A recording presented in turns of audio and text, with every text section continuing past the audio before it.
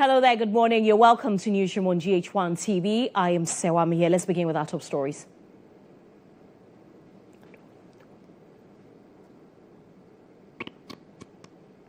And coming up, which will be taking you live very shortly, former Vice President and presidential candidate for the NPP in the 2024 elections, Dr. Mahmoud Bawumia, files his nomination forms at the party's headquarters.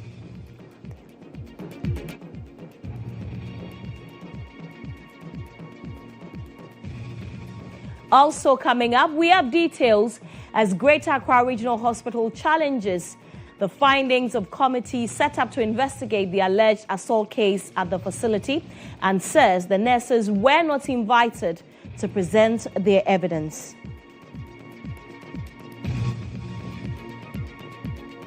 Ruling NDC denies accusations by the NPP that the NDC have intentions of deploying thugs disguised as military men to the upcoming Akwitia by-election.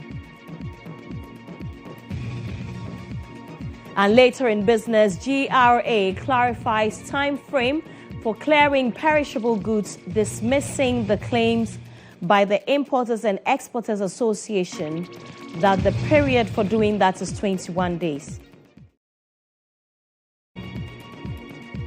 And later on the international front, deadly Russian attack on Kiev leaves 12 killed, injuring nearly 50 people.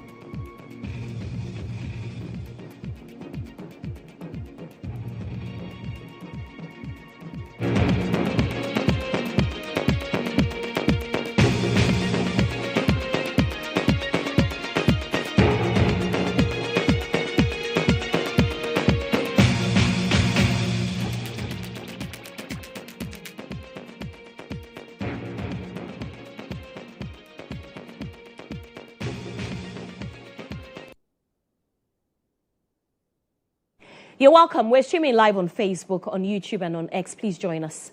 Former Vice President Dr. Mahmoud Bawumia has submitted his nomination forms to the leadership of the NPP to help him contest in the upcoming flag-bearer race. His arrival was greeted by hundreds of his supporters who thronged the NPP's headquarters here in Accra. Earlier, we spoke to his Director of Communications. We'll listen to him later. But let's cross over to the NPP's headquarters here in Accra, where Dr. Bawumia is addressing his supporters and the NPP.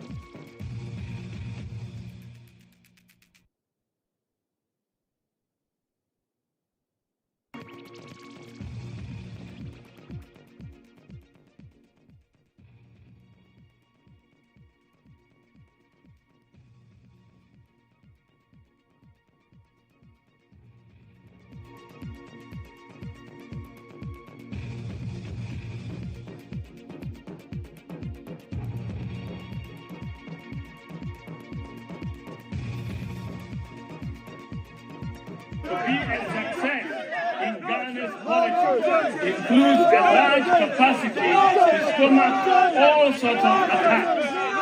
I am not oblivious to the fact that the NDC and lately elements within our own family subject me to daily attacks. In fact, I expect that there will be more attacks in the coming months and years. But I have learned, if I have learned anything from history, it includes the fact that a man must be formidable so that no matter the adversity, he stands tall, focused, and resolute. All that can be held at me have already been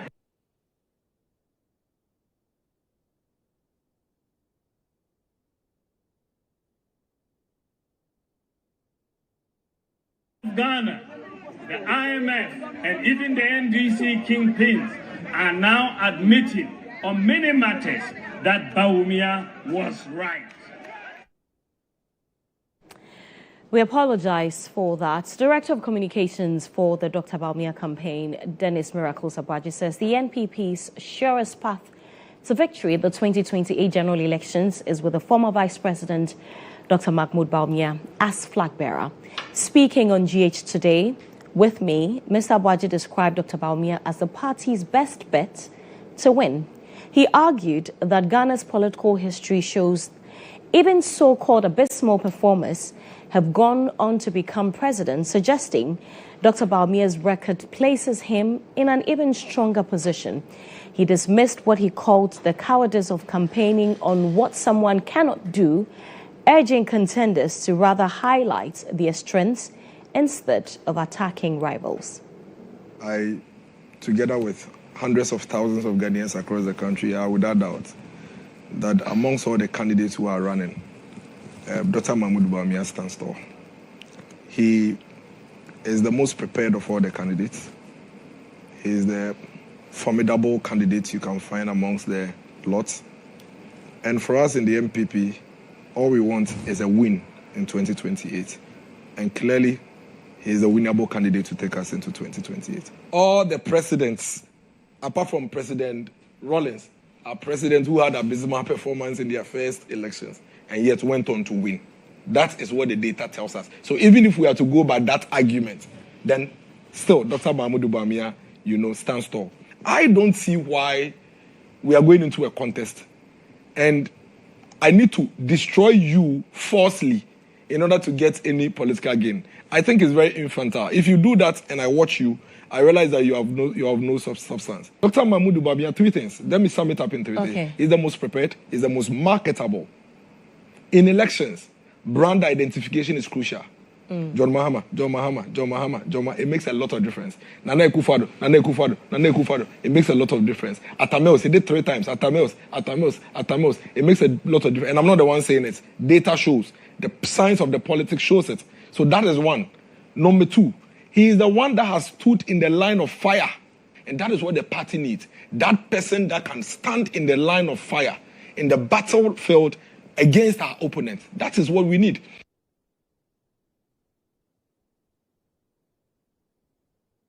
Let's take you back to the NPP's headquarters here in Accra, where Dr. Mahmoud Bawumia is addressing the NPP supporters. Due mostly to the economic pain that many of our citizens felt, the NDC managed to convince them with lofty promises to stay away or vote against us. We have learned our lessons.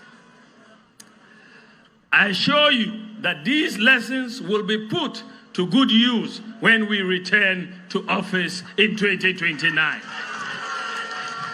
However, it is becoming evident that the NDC does not intend to fulfill the lofty promises they made to Ghanaians in their quest for power. The promise to pay cocoa farmers at least 6,000 Ghana cedis is one they don't intend to keep.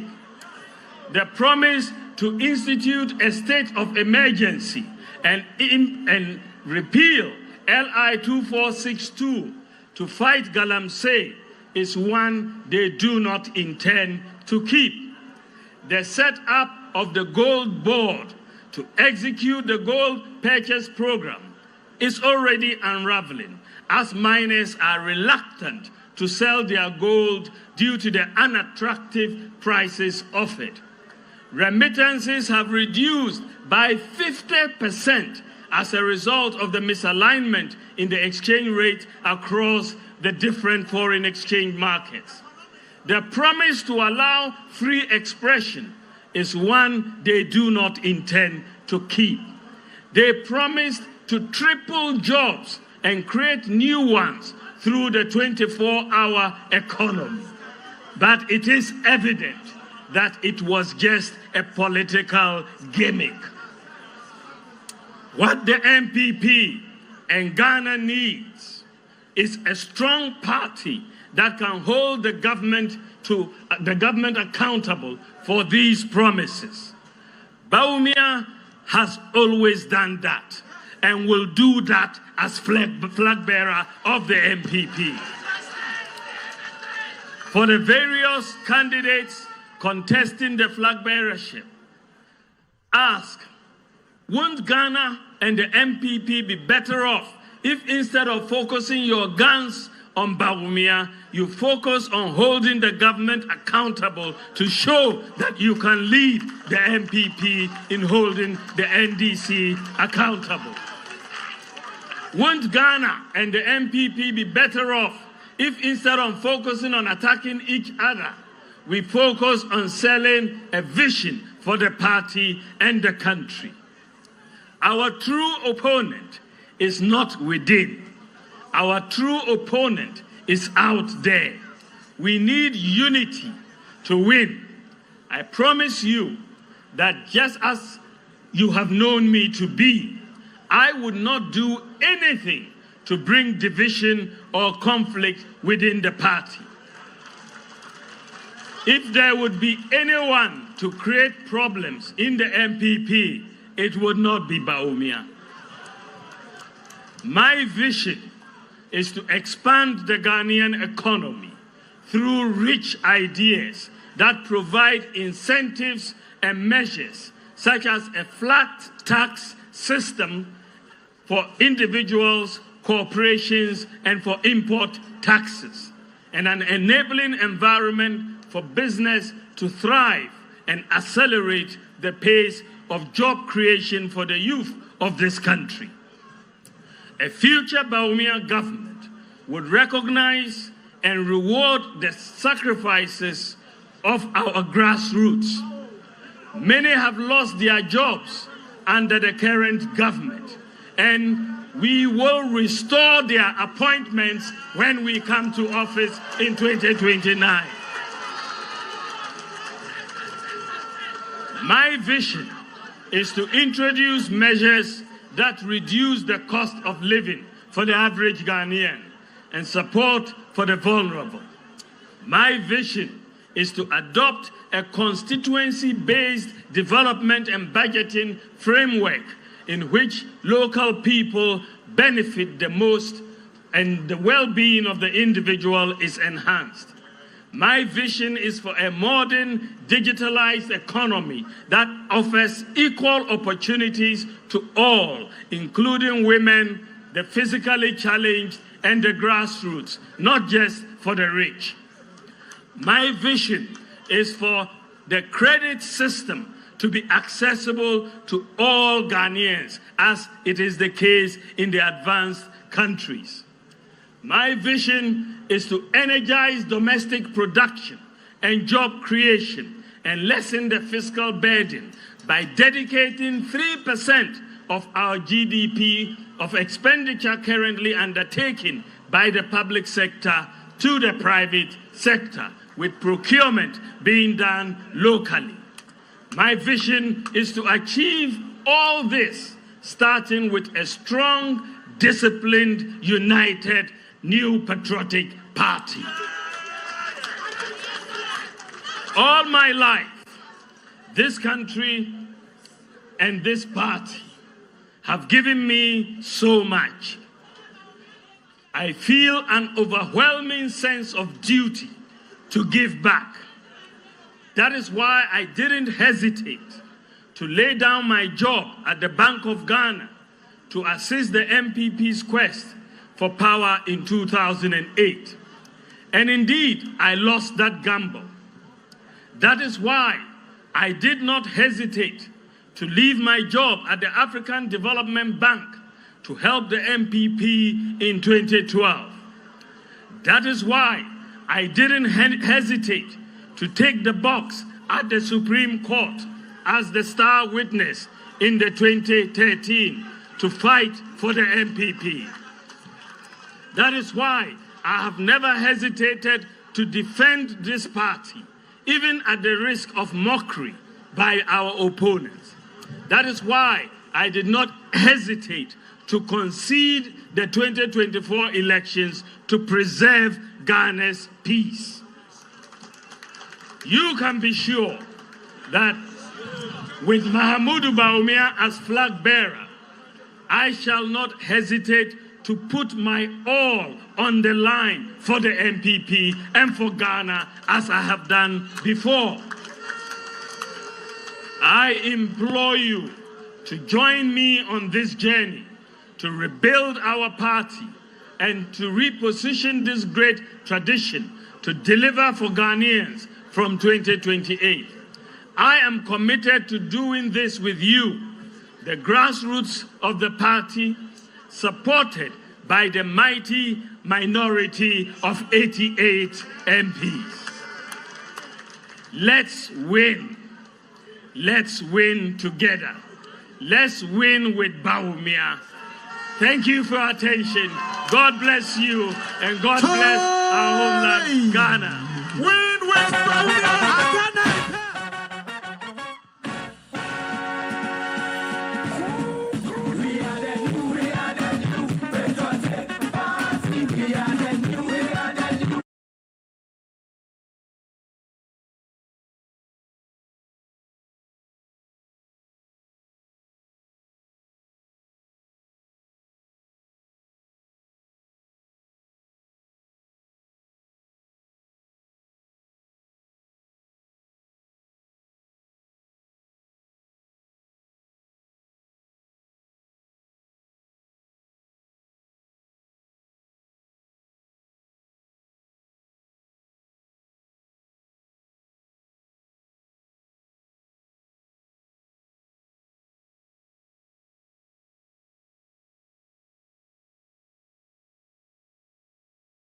Watched Dr. Mahmoud Bawumia speak to NPP supporters at the NPP's headquarters, where he gave them reasons why the delegates must vote for him to represent the party come 2028.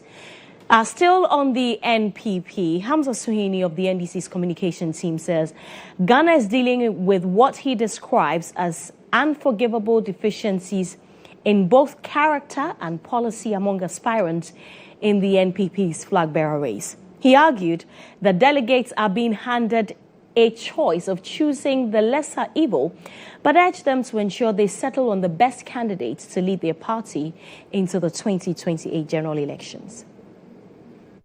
I sympathize, in fact, they have my sympathies, the delegates of the New Patriotic Party.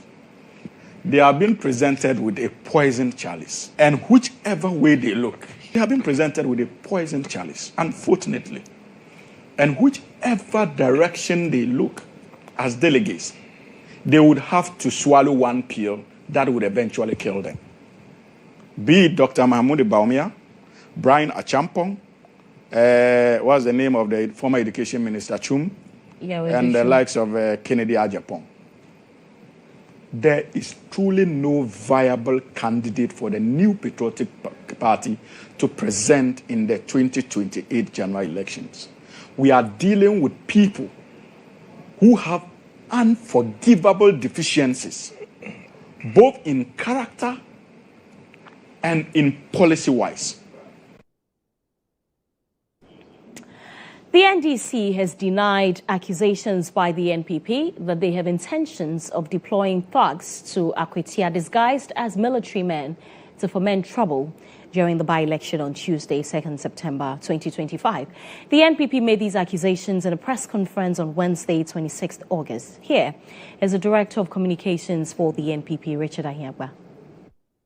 The New Patriotic Party has very reliable information and intelligence that the NDC intends to hide behind the guise of national security to terrorize some residents and voters in Akwatia and during the by-election.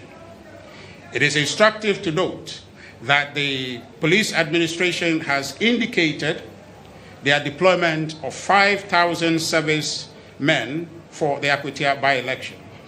Despite the IGP's unequivocal assurance that the Ghana Police Service does not need any military support to maintain law and order, the famous Richard Jakba, my namesake, who has been appointed as the Director of Operation at the National Security, has been seen perambulating the Akwatia constituency with soldiers and reportedly threatening some indigents and residents to leave town before the by-election in their own interest. We are also reliably informed that the NDC has been training some of the thugs they used or deployed in Ablikmanov parliamentary rerun under the guise of national security and intends to clandestinely clothe them in police uniform to deploy them during the by-election. The NDC and the Ghana Police Service must know that as a party that has just exited government in less than a year, we have our eyes and ears on the ground and on them, knowing what the NDC is noted for. Well, the NDC has denied that accusation by the NPP. According to the Deputy General Secretary of the party, Mustafa Gbande, such accusations are baseless. You go to National Security Secretariat. It is an amalgamation of security forces from both NIB, police, and the military, and other agencies, in fact, customs and all of that, for the purposes of whatever national security is coordinating. They are officers who, will always go out to do their work. Now, if I see Mr. Richard Jakba in Akwatia and I have nothing to hide, why should I be troubled?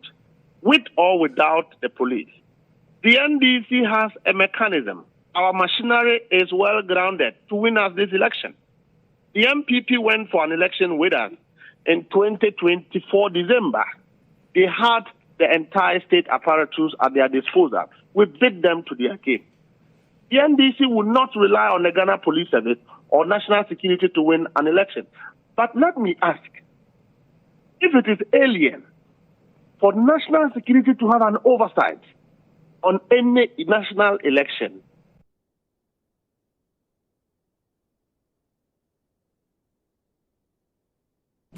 away from politics, nurses at the Greater Accra Regional Hospital are expressing dissatisfaction with the findings of the committee set up to investigate the alleged assault case at the facility. The report stated that the nurse at the center of the fracas with Ralph St. Williams did not suffer any fracture or shoulder dislocation as initially claimed. It also noted that there was no delay in attending to the patient at the hospital, contrary to Mr. Williams' assertions. My colleague Evelyn Arba-Ado reports that the committee has recommended that government beefs up security at the facility, describing it as a porous place at the time of the incident. Ralph did this to me. He hit me with the phone with the fist, and I even dodged a couple of the fists. They hit me all over. But right now I have a dislocation on my shoulder. That was on Tuesday, August 19, when the nurse caught up in the alleged assaults. Rejoice Chochobote recounted her ordeal to the executives of the Ghana Registered Nurses and Midwives Association following the chaos that occurred at the Greater Accra Regional Hospital at 7:45 p.m. on Sunday, 17th August 2025. Following the incident, the Ministry of Health constituted a 6-member investigative committee to ascertain the circumstances surrounding the matter. However, the committee, led by Dr. Lawrence Ofori-Buedu, Director of Institutional Care Division of the Ghana Health Service, found out that there was no delay in attending to the patient with suspected head injury, who was the reason behind the agitation by Ralph St. Williams and the motorbike riders that he had been abandoned. There was no delay in attending to a patient with suspected head injury. However, the committee found out that all the diagnosis images or equipment that the emergency was supposed to use to facilitate care were not functioning. And thus, images requested for the said patient had to be done outside the facility. The committee also found out that although there is a video evidence of a verbal altercation between Ralph, his colleagues, and staff members of the hospital, there's however no evidence or a witness account received of the alleged physical altercation or attack. But there is a documentation in the hospital health information management system that the alleged victim, Rejoice Chochobote, reported her injuries on the left hand on the next day, 18th August 2025, and was further treated. There was no evidence of fracture on her left wrist or dislocation of her right shoulder, joint as documented by the medical records. She was, however, had been treated at the time we visited. Has been given some pain relief. He has been recommended for a bed rest and also has received psychological support care. On the other hand, the committee finds that security at the emergency department was grossly inadequate at the time of the incidents. A police post that is found at the premise of the hospital but situated far away from the emergency is also of concern. And the system is that anytime they have such altercation, the hospital has to rely on Adabraka Police Command to call for help. And that's exactly what happened in this instance. Again, the number of staff on duty at the time of the incident was woefully inadequate, as the department, as of the time, had 3 officers per day and 1 emergency specialist per day. Any other doctors who come there as a team to attend to cases and go away. We also found out that, for example, out of 88 nursing staff who routinely work at the emergency department every month, only 54 are currently on duty at posts, with about 34 of them already vacated posts for various reasons. The committee commenced its work immediately after its inauguration on Wednesday, 20th August 2025, and ended on Tuesday, 26th August 2025. During the period, the committee had 4 formal sittings and interviewed 13 individuals under facilities management to investigate and submit its reports. Evelyn Araba Edu, reporting for GHOne News and Star FM.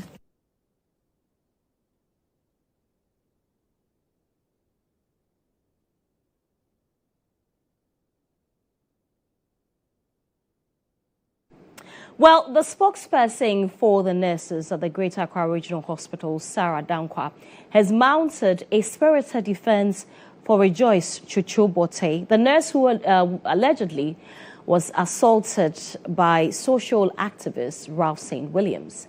The committee set up by the health minister cleared Ralph of physical assault, stating that no evidence existed to support these claims. But speaking earlier with myself and Joshua Kojomensa, Sarah expressed disappointment with the committee's findings, stressing that the nurses were not invited to present their evidence. She disclosed that one of their exhibits is a video showing Ralph slapping a pregnant senior nurse on duty on the evening of August 17. Incident report. Okay. This was an eyewitness report, so I'm not supposed to say that was what it was. Right. Absolutely. So whatever they said, I gathered it. I realized that right from the triage, they even managed. They managed. When you look at the video very well, immediately he entered, there were 2 people, one in black, one gentleman trying to use the monitor on somebody. He went straight to the one in black. It was a pregnant woman. He went to slap the face. The HB we checked on Monday was 10. So assuming... Who went to slap the face? Just check the video. Which video? Because the video that we have, we don't see any slap. Thank you very much. So you have seen a video? Yes. So there's a slap? Because there are two cameras straight at the triage. So we We don't listen to everything no. For evidential purposes and for purposes of being very unbiased, we use what will educate us. Did the triage nurse do this? So, for example... Okay, so Sarah, no, let's understand this, right, Yes, Joshua? yes. You have a video Yes. where there was a slap Yes. by the On same the face. Yes. Ralph. Yes. Where have you seen that video? Because I haven't seen that video. And the committee Did too you seems represent to have that seen this video video. to I was not called into the committee. But the if you media have has that not video- gotten to me. Nobody has asked me Do you for a have video. the video? I can show Can I you. have it? Yes, once I leave the set, I'll show it. I'll give it to the producer. Can I get the No. can For you get these him to- purposes, No, I would Sarah. give it to your producer, No, Sewa, no. because I will not be ambushed on this show. Because at this moment, Who is ambushing No, you? no, no. Me? What, I'm- no. I'm trying to help No, what build I'm your trying to case. say is that we Okay. have had media. That's why this morning I told Sewa that Sewa, for purposes of the respect you have accorded the Ridge Hospital emergency for the past 5 years, I'm coming. Otherwise, I'm not the one to talk about Ridge Hospital. I'm not Ridge Hospital. But for that purposes, I called my head of nursing last night to tell medical director, to tell CA. So I have done the needful. That I am coming to talk here because this station has been very respectful to the ED. Araba, you mean? Yes. Yes. Okay. Where she came to set her cameras and saw what we were doing. She has gone through. So Araba is me and Dr. Watson's friend. Okay. Thank you very much. Shout out to So Araba. for Let's that go back. reason, Yeah. I will give that video to your producer. Thank you very much. We are So- grateful. Yes, please. So once somebody enters the triage, So no, let's go back to. So there's a video where Ralph slapped. yes, a Who? pregnant woman. if she was on duty, she was SNO. SNO is a senior nursing officer. Do you know how long you take to be an SNO? She's a boss on her own. Okay. Okay, so now she's an SNO. She's on duty with her colleagues, SSN. SSN is a senior staff nurse. Okay, and this gentleman is called Ransford. I'm sorry, I have to mention your name on TV because you were the people that saw him first. And now he comes in. Chantel is attending to a patient with burns. And then you go to her. You think she doesn't have a husband and a family. So we get it. So he slapped her. Yes, he And went. then from there, what did and he people, do? so in the video, somebody pulls him away.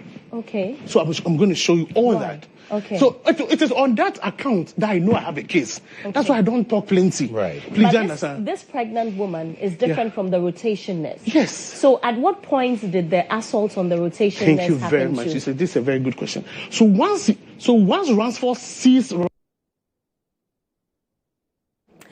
Well, we'll be engaging the PRO for the Health Ministry very shortly. But let's go on social media because this video has caused quite a stir, hasn't it, Nanama? Certainly has. The comments are too many to mention. But here is what we start with on Facebook. We have Gabu asks, can you imagine a fractured hand moving up and down? Alexander, as she said, she even dodged a couple of fists. Like by now, lifeless body. We also have Kasim. Kuma would need to contact her for a movie. She has a hidden talent. We also have Nana. Hey, Ghana, so where is Mr. Secretary? No one is talking about how rude and disrespectful mannered some nurses show up at our various hospitals. But because it's someone else, it's fine. We also have Dennis. All those medical practitioners at Ridge Hospital should be transferred, he says, immediately for passionate nurses who have compassion for patients to be brought on board. When we move over to Instagram, SK says people can lie. So can we trust human life in the hands of these characters? Then White Love says, imagine a nurse lying in public like this. She can easily kill a patient and deny it. We also have Landon, CCTV, no lie, my sister. Sebs says, Atasa. Then we have here, she's not lying if she's your sister or family member. You will sympathize with her. If even he rubbed her hands, it's still assault and battery, period. And that is what we have time for. But continue to send us your messages on Instagram, on Facebook, and on X, which was formerly Twitter. Nurse Sarah, we just want the video. Show us what actually happened, and then we can report on it. Sarah, back over to you. Yeah, thank you, Nanama. I mean, I'm getting a lot of people ask me where the video is, especially because she promised to send the video. But let me just say that we do not have the video yet. When we get the video, we certainly will share it because we also want to see that video. It will do everybody, in fact, the entire country, a lot of good. You're still watching Newsroom. Stay with me. After the break, there's more.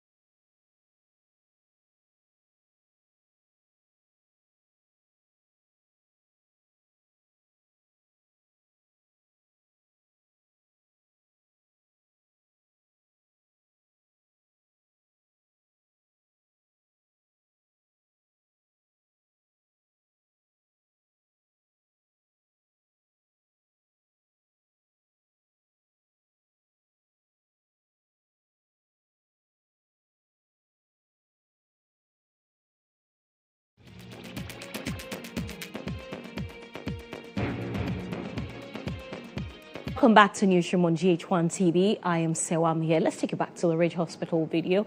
A leading member of the NPP's communications team, Dennis Miracle Sapwache, has cast doubt on the committee's report into the alleged assault on a nurse at the Ridge Hospital. He argued that the committee is a political committee questioning its credibility and impartiality.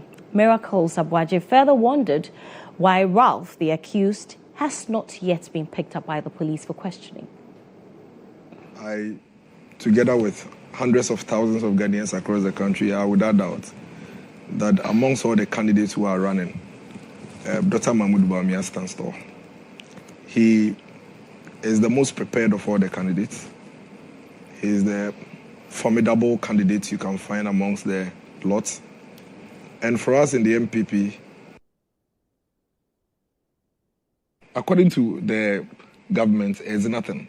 That so long as their committee, which was first of all set up by the political class anyway, set up by the minister, who is already prejudiced, and his government, who are already prejudiced, who have already called the nurses' names long before they set up the committee, are saying that we should go hook, line, sinker with their committee's report. They should go and tell this to the Marines. The lady has sued the gentleman in court.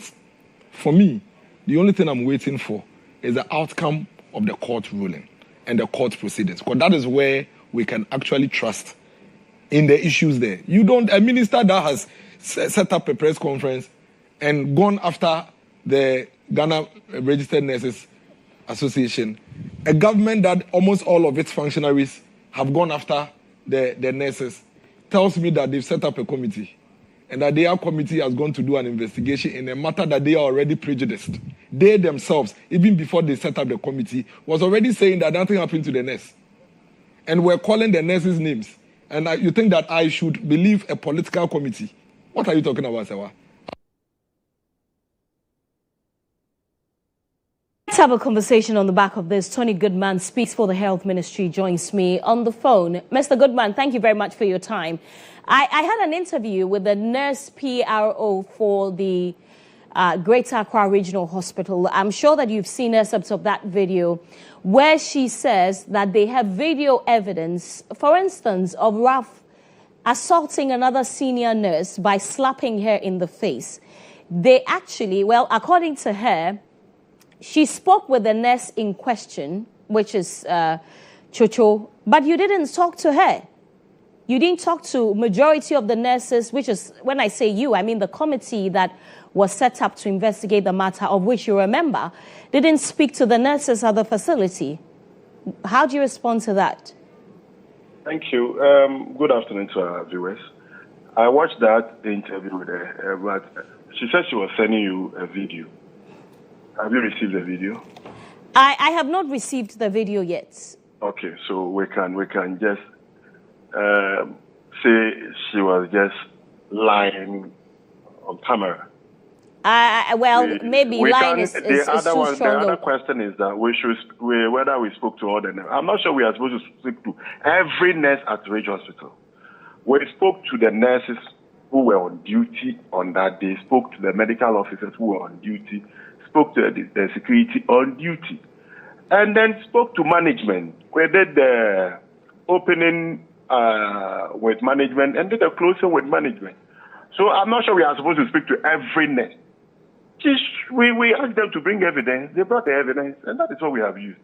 She has just come to say she has a video. She should bring the video. We are not. We have not said that. When you said this is just a report we have submitted. If you think that you have any other contrary evidence, you just submit it and then we'll look at it. But is the ministry willing to invite the particular nurse in question, the nurse's PRO, to have a conversation and probably try to ascertain, the extent of this allegation? If she has any evidence, she should bring it to the ministry. Because we know that. But I'm saying, I'm asking you that following we are what not supposed to be inviting everybody. So tomorrow, if somebody also comes, I have something. We invite the person. If but you Mr. Goodman, she's not. Mr. Goodman, she's not just a nurse. She's the nurse's PRO. That should count for something. Nurse's PRO where? At the Ridge Hospital? I don't know about that. But I can tell you that we have, with management, we've spoken with the nurses there. We've spoken with the medical officers who are on duty.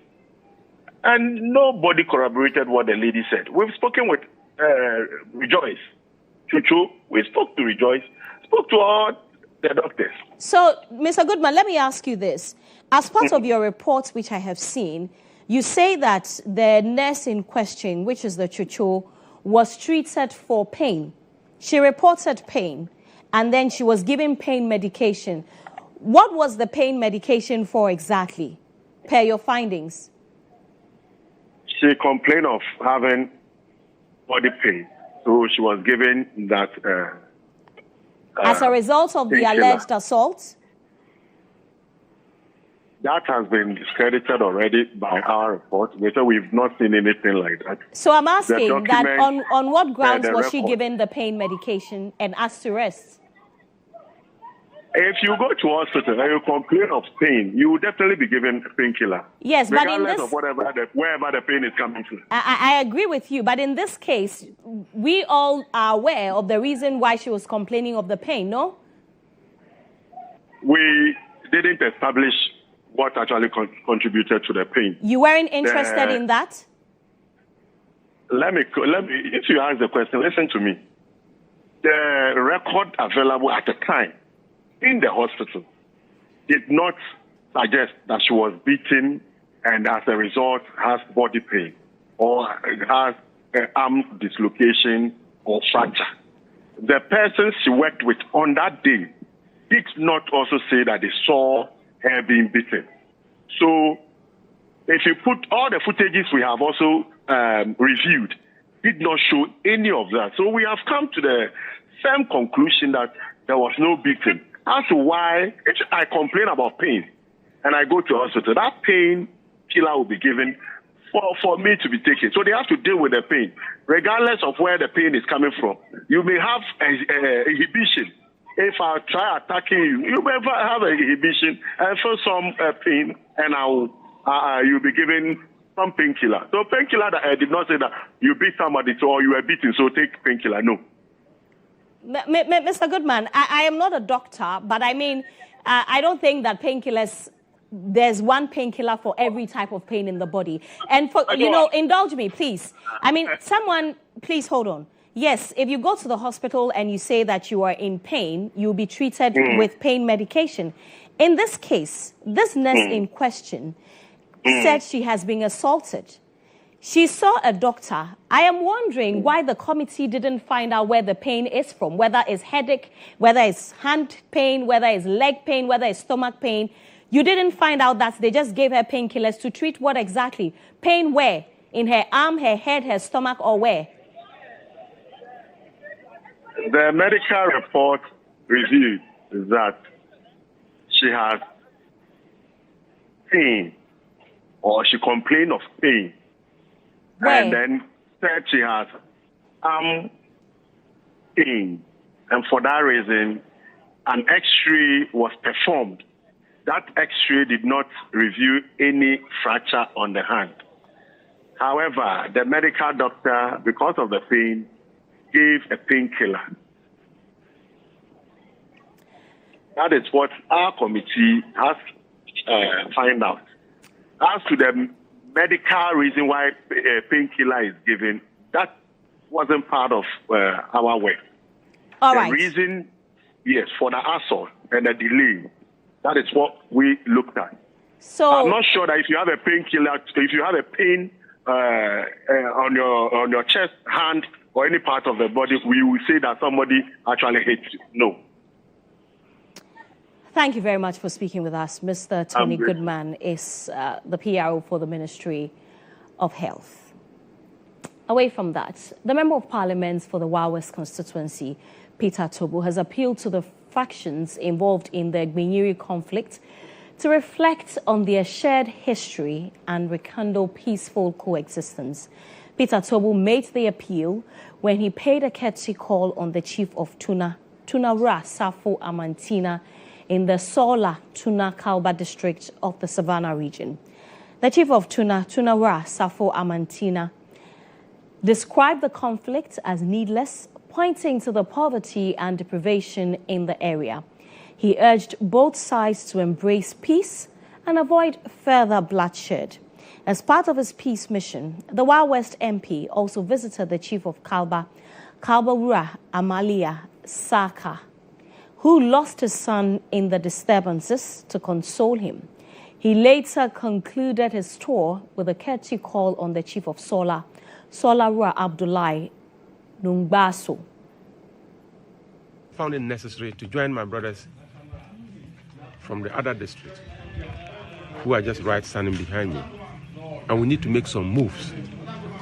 So as we stand, we are going to visit Tonaura, pay a courtesy call on him, take some pieces of advice, golden nuggets of course, and we'll move to console our brother, the Kalbaura.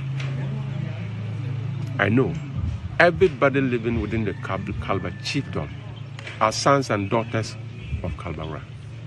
If he loses one soul, it's painful. And we need to go and so console him. From there, we are going to move to Solara. And we'll do what is necessary. But all we are saying is that let there be peace. All we are saying is that let's reflect on history and ensure that our peaceful coexistence can be reactivated once again. I want to assure you that this fight, I emphasize, is needless, completely needless. If you take our situation, our poverty situation, if you consider it, you will never fight anybody. Why should we fight? And like I said, which I'll repeat, let's give what is Caesar to Caesar and what is the Lord's to the Lord. And let everybody be in his or her lane so that there will be no foul play. Even in boxing, there is foul in boxing. Let us stay at peace. I appeal to everybody here in this constituency, and particularly in my town here and environment, that no fights, peace, let's love one another. Let's grow. Let's develop as a people. Let's bring you the latest in the world of business now. The Business Brief is brought to you by CompuGhana, passion for technology.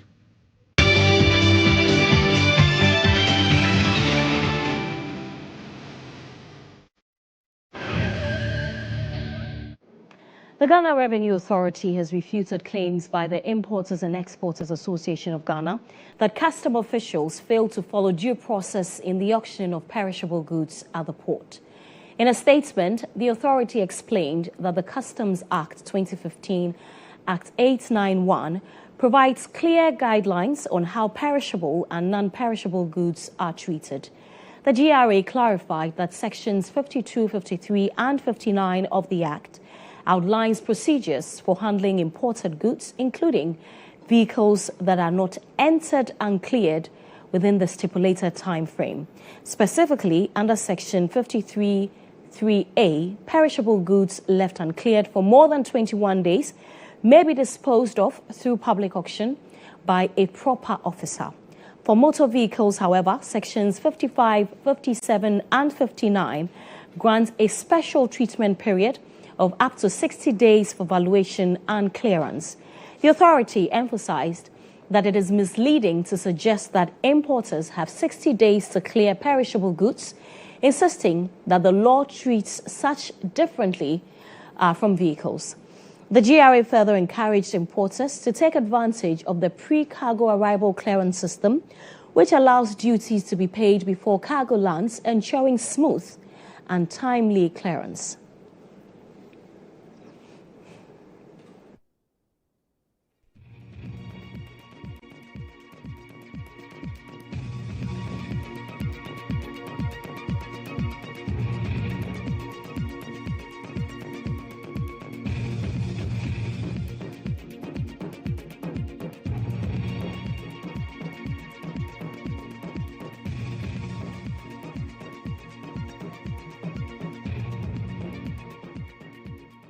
The MTN Ghana Foundation is urging greater investment in local entrepreneurs to build capacity, expand businesses, and create more jobs to address Ghana's high unemployment rate. Unemployment remains one of Ghana's most pressing challenges, with job creation lagging behind population growth and rapid technological change. Speaking at the MTN Bright Conversation, Board Chairman of MTN Ghana Foundation, Professor Franklin Menu, challenged Ghanaian youth to cultivate discipline and consistency as they prepare for the world of work. Ghana's unemployment rate remains high at 14.7%, with youth unemployment exceeding 25%. Over 70% of the labor force, mainly women and young people, remained engaged in the informal sector. Beyond advice to the youth, the board chairman of the MTN Ghana Foundation, Professor Franklin Menu, called on the government to intensify efforts in tackling youth unemployment, describing it as a potential time bomb. According to him, Ghana's leadership often prioritizes foreign investment while overlooking the potential of local entrepreneurs. You know, youth unemployment is a time bomb in this country. So you can do all you want in health and education. If we don't solve that problem, this country will burn one day. The economic empowerment is probably the most difficult area to make an impact. And these days it's even worse. In many of the rural areas now, you can't get the youth to think about doing something on their own because there's galamsey. He further highlighted the MTN Ghana Foundation's contribution to socio-economic development, noting that despite its impact, Ghana still needs a consistent long-term jobs and growth strategy. Projects have been due to the fact that the community is involved and interested. Some projects we've seen that the community has failed us because on paper they came and make all these promises. We are going to create a fund. We are going to put these people on the management board. And then you go there 2 years later and you see that the fund has not been created. The equipment is broken down. So those are the things you have to try and guard against. And so I think community involvement is quite key to that. And then the regular monitoring and evaluation. Because there are some organizations, they'll tell you, well, it's your name that is on it. So if you won't come and repair it, that's your business. Since 2007, the MTN Ghana Foundation has rolled out sustainable interventions in health, education, and economic empowerment. It has touched millions of lives with projects that continue to expand opportunities for future generations.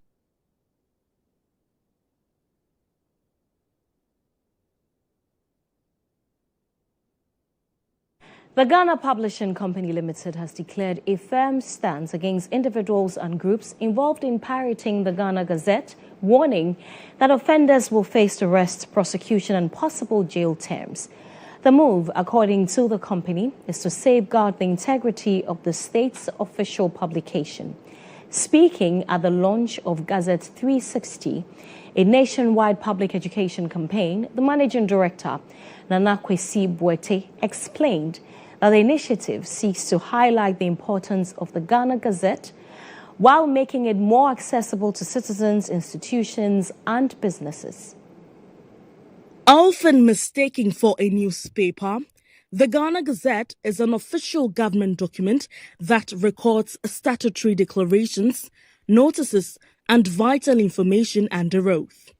It serves as an authoritative source of communication between the government of Ghana and its people. To deepen public understanding, the Ghana Publishing Company, GPCL, has launched Ghana Gazette 360, a campaign designed to create awareness about the Gazette's uses, benefits, and new security features. Speaking at the launch, Managing Director of GPCL, Nana Kwesi Boete Esquire, delivered a stern warning against piracy and the circulation of fake gazettes. He vowed that perpetrators will be pursued, arrested, prosecuted, and jailed. The war against fake gazettes is a national one. Fake gazettes are ruining the reputations of many Ghanaians who want to travel abroad because people are faking their names, people are faking marriages and publishing it in fake gazettes.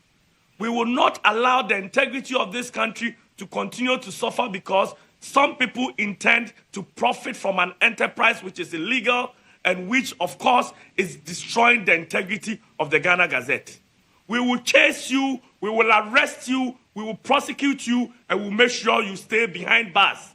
He further cautioned individuals who resort to fake gazettes under the pretext that they are faster than the legitimate process to desist, stressing that with the introduction of the 24-hour service, there are no longer delays and therefore no excuse. We are doing 24-hour service. It's the reason why you get your gazette now faster.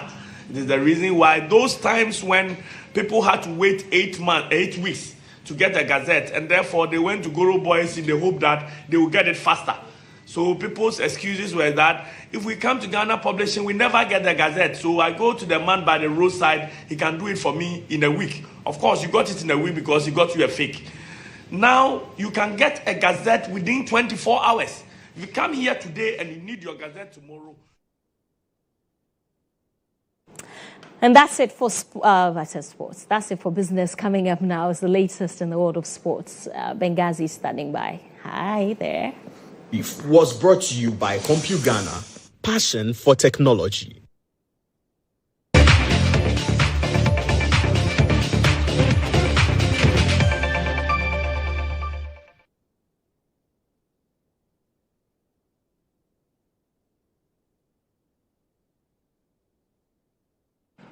You're welcome on to sports, where police ladies revived hopes of making the last four of the ongoing WAFO Women's Championship qualifiers following their victory over Sam Nelly on Wednesday evening. The Ghanaian champions still at 3-1. Second position in Group B.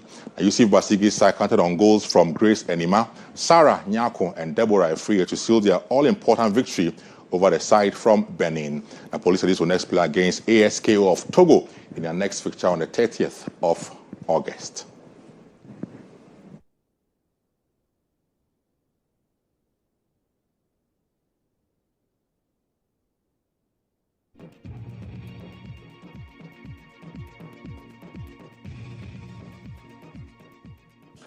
Now to the Black Stars, where new Black Stars defender Derek GHOne has pledged his full commitment to the Black Stars of Ghana. According to spokesperson for the GFA, Henry Asante Chum, speaking on Stars FM Sports Digest, comms director for the GFA, Henry, revealed that the German left back is fully prepared to give his best for the Black Stars. Derek is a player we've been looking at for a very long time, but his national team call-up has taken quite a long time, or quite some time, because he's a German and Ghanaian. Okay. And when players are of dual citizenship, they qualify to play for both countries. Eventually, when he decided to play for us, he must go through the normal, nationality switch.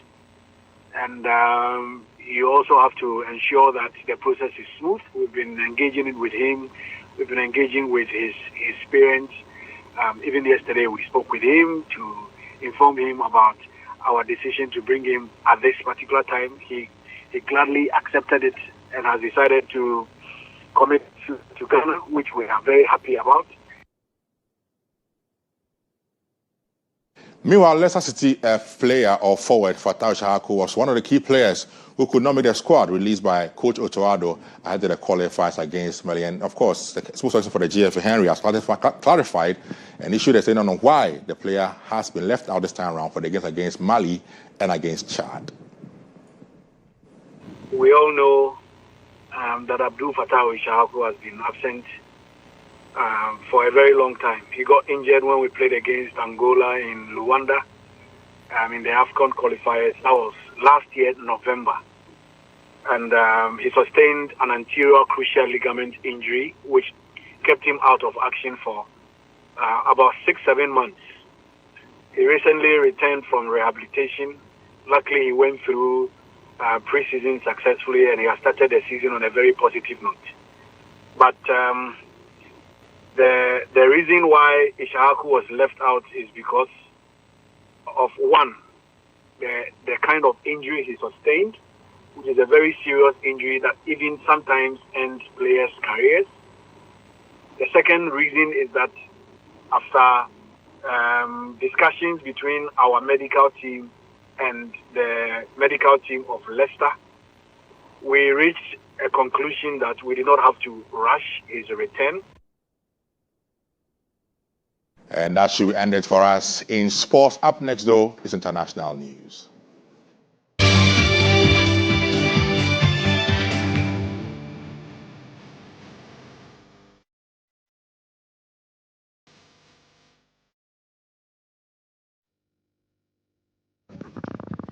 At least 10 wounded in a mass Russian drone and missile strike on Ukraine's capital. 2 children were among the dead, with the number of casualties expected to rise. This is the first major combined attack on the city in weeks, as U.S.-led peace efforts to end the 3-year war have struggled to make progress. Russia launched decoy drones, cruise missiles, and ballistic missiles. At least 20 locations across the 7 districts of the capital were hit, and nearly 100 buildings were damaged, including a shopping mall in the city center. Western leaders have accused Russia's President Vladimir Putin of dragging his feet in peace efforts while Russian troops move deeper into Ukraine. This week, Ukrainian military considered that Russian forces have broken into an 8th region of Ukraine, seeking to capture more ground. Zelensky is hoping for harsher U.S. sanctions to cripple the Russian economy if Putin continues to evade negotiations to end the war. He reiterated those demands following Thursday's attack.